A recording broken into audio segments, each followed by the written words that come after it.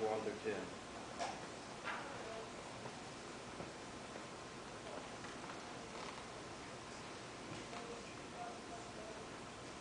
A shoot will come up from the stump of Jesse, and a branch shall grow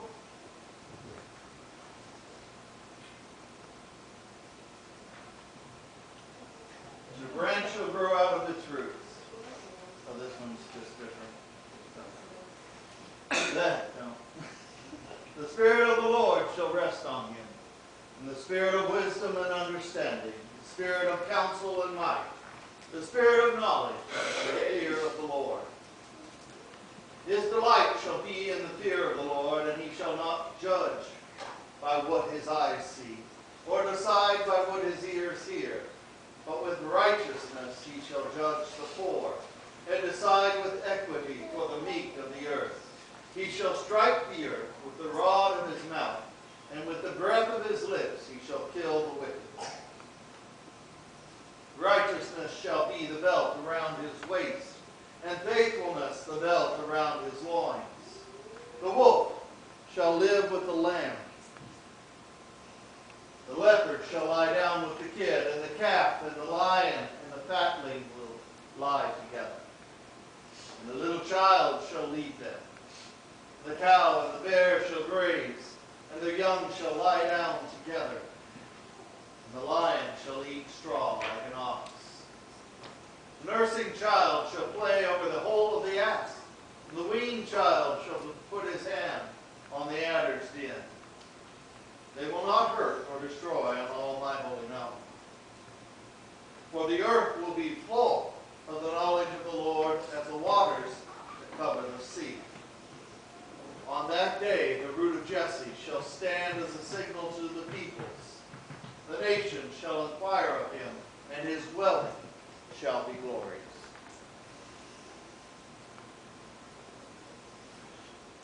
I want to talk to you today about what happens in your life when all you have left is a stump. Because that's what Israel was being faced with. That's what Isaiah was writing to them about. Their understanding of their monarchy and their kingdom that had been so powerful under David and under Solomon had become devastated.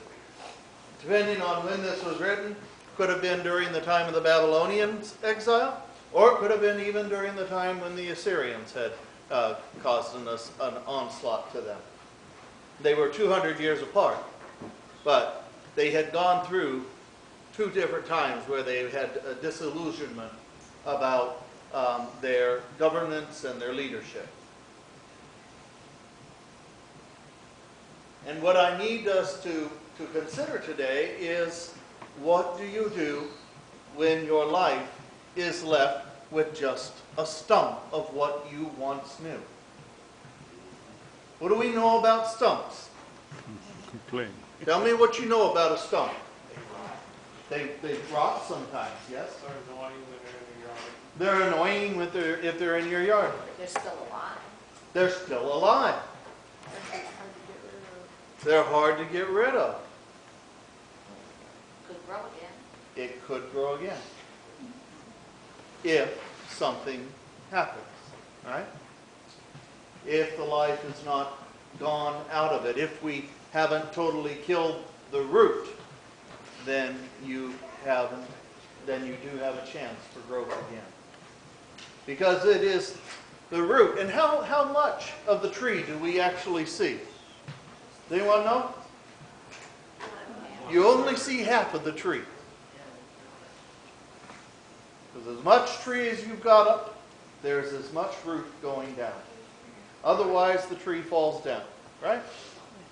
Think about the sheer weight. Okay?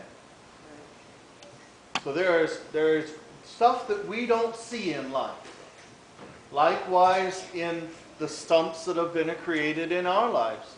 When we get stunted, when we get something cut off that we had put a lot of energy into, it doesn't mean that it's over and done with, just because one of our plans didn't work. The only time that life is over is when it's over.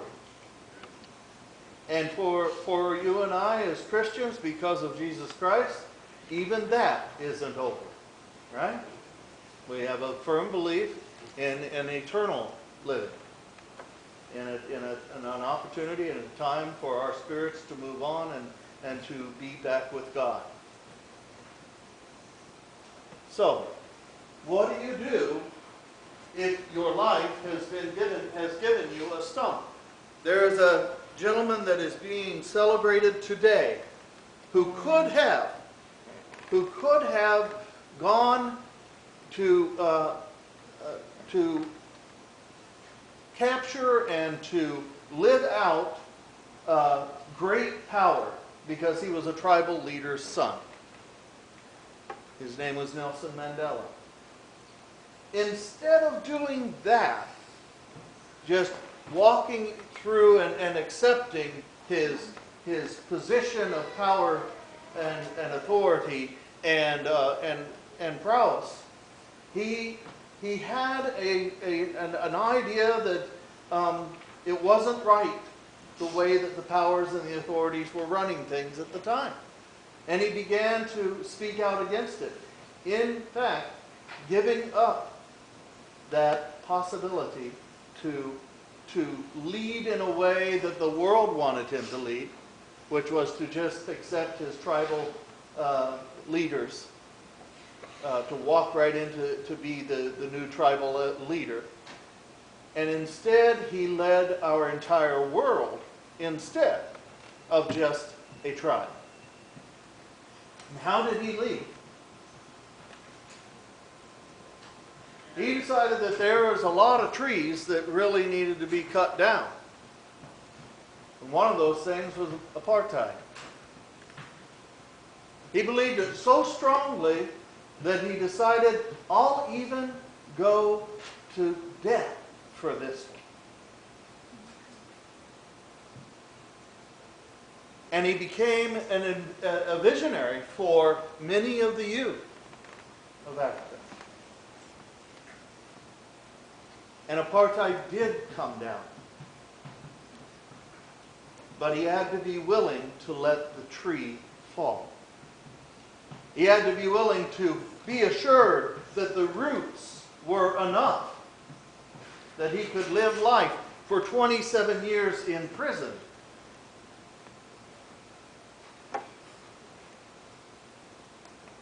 To be in prison for 27 years.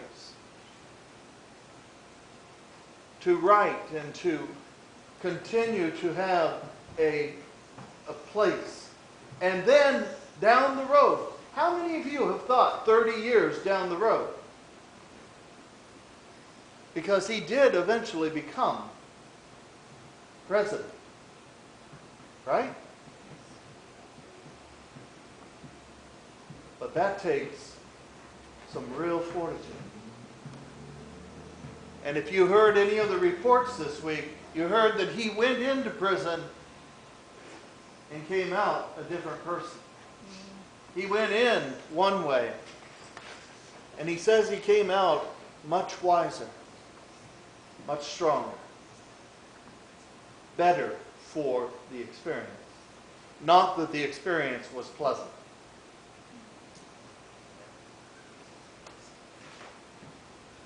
So what is the stump in your life?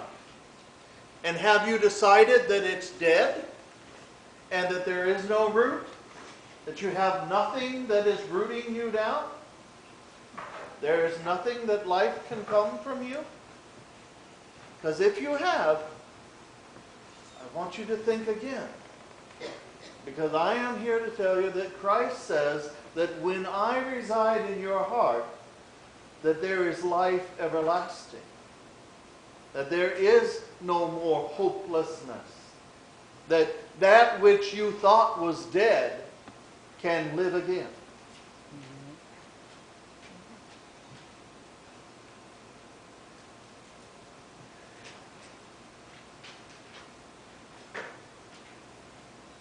And sometimes people, we begin to think that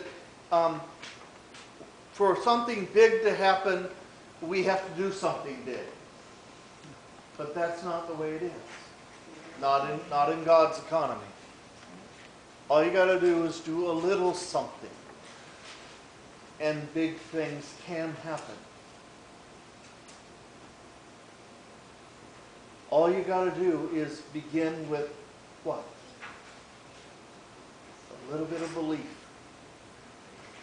A little bit of hope. All you got to do is have a little light. And focus on the light. As we are in Advent time. Advent means that something is possible. It's coming soon. And that is what Christmas is preparing us for.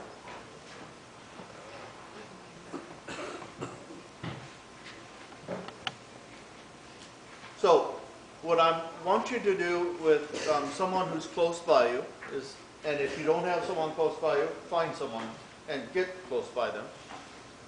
Because I want you to tell them your favorite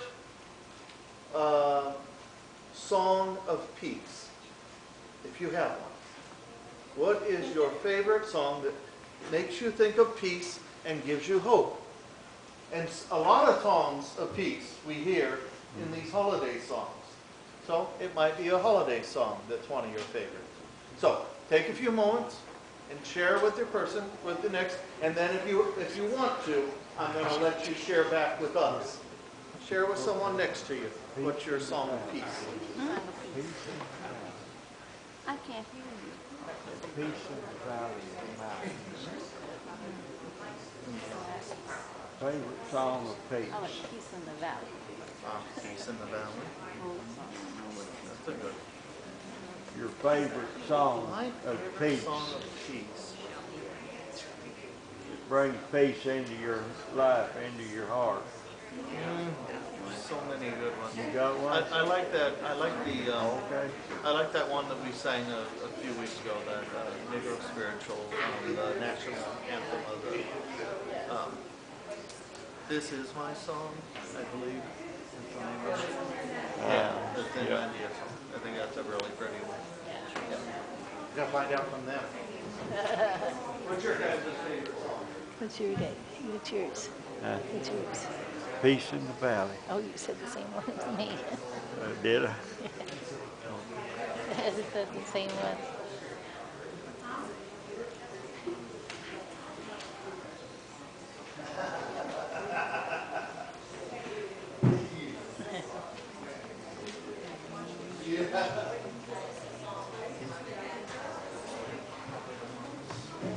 So what kind of songs do we got? Anyone wants to share what their favorite song was? Let There Be Peace on Earth. You got someone over here that likes that one too. And Oh Holy Night was back here. And Silver Bells. What else? How about Jesus Loves Me? Jesus Loves Me is a good one. Yes. Let It Be by John Lennon. That's a good one. We shall overcome. We Shall Overcome. Yes. Jingle Bell Rock. That's a fun one. That's a really fun one. Yes. Jingle Bells. Yeah. Yeah. Silent Night. Yeah, that was somebody else's over here too. Peace I leave with you, my friends. It's one of Ray Rapp's. Oh, yeah. Peace I Leave With You, my friends. Wrote a bunch of Foglesongs back in the 60s. It was a Ray Brown. Ray Rapp. Ray Rapp. He was a seminarian here in St. Louis at the time. And Oh. did a lot of liturgy and stuff. Okay, wonderful. I don't know him yet. I don't think I've met him. I don't know if he's still around. Oh, I don't know the song. No. No, I don't Peace know I if Leave With he's You. still here in St. Louis or, Yeah. but Was it his own original tune? yeah. Uh-huh. And he wrote a lot of original. A lot of original stuff. Cool. What was this one? Did I hear one? Silent Night? Oh Holy Night? Do you hear what I hear? Yeah, we got to hear that one today. Yeah. Yeah. Okay. Well, take these songs of peace. And I don't know about you, but there's something about listening to the Christmas music. It is well with my soul is a good one. But you take these songs and sometimes if you're in a funk, how many of you go through a Christmas funk sometimes? I've been there. Yeah. When you're wanting to do a whole bunch of stuff and you just can't do it all, and sometimes it just gets a little bit crazy. With my mom, we saw the lights for Jesus at Christmas. Oh, that's wonderful. We saw the laser show. You saw the laser show too? Uh-huh. So that's another thing you can do. You can go turn your radio to a Christmas station or put in a Christmas CD and go around to some of these holiday lights and see some of the way the houses have been decorated. There are a lot of things that you can do to take some time. But if you don't take the time will be taken from you. If you don't take the time to do it, then it very well can get away from you. But do some things that will orient you back toward your family. And then try to figure some things that you might be able to do as a family for someone else. You know? Take some time to see what's possible. We have Christmas families that we've adopted. You might go on a special trip to the store just to buy for the Christmas families and bring back the gifts and make it a whole family experience and that sort of a thing. There's a lot of ways that you can ring in the season this year and not lose sight of the important thing. And what is the most important thing for this holiday season? What did this Israel need to learn? That even though the stump was there, meaning that the kingdom had been cut down and there was nothing but a stump left, what did they need to know? Yes, that God can reinfuse that root with His Spirit and can build a kingdom out of nothing if He needs to. All right, so please never lose hope during the holiday season. And if you know someone who has lost or is losing hope this season, get with them. Share with them your hope. Help them, because candles don't take long to light, do they? Not if you've got a little light of your own. You can share your light with another, and their light will shine.